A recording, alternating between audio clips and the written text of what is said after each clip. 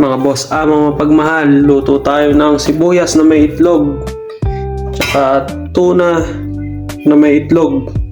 Pero kalahating tuna lang gagamitin natin kasi ako lang na may kakain yan.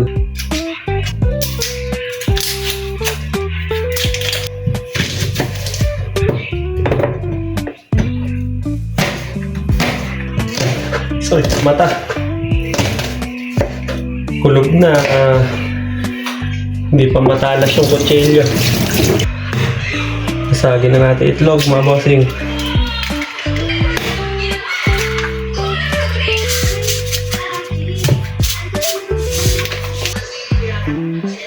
Paminta habang nagpapainit tayo mantika.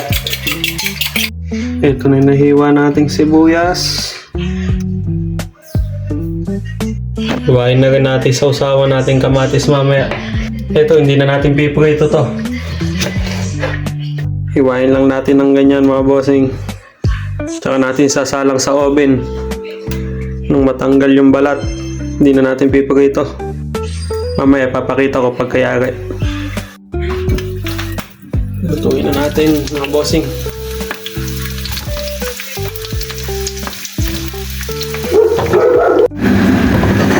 Wala kayong makikita itlog mamaya dito.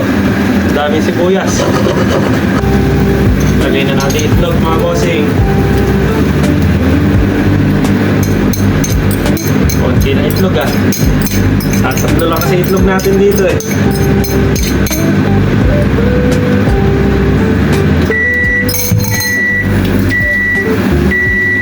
Ito na in-oven nating kamatis, mga bossing. Ayan, mainit pa. 2 minutong oven lang yan. Hindi mo na kailangan prito. Init.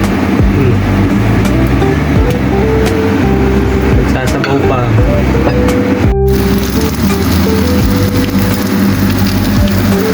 Yun goods na goods. Uuwi na natin, mga bossing. Mantika na lang ng tunay gamitin natin.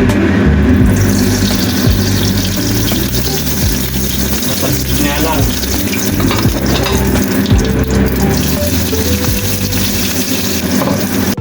Kalahati na ilagay natin. Magahan na lang itong kalahati bukas, mga bossing.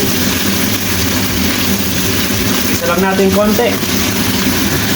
Nalagay na natin itlog, mga bossing. Isang maliit lang kasi. Hugas muna tayo, mga bossing, bago kumain.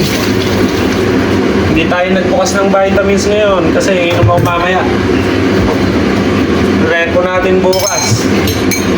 Kaya tamang inom mamaya pagkakain.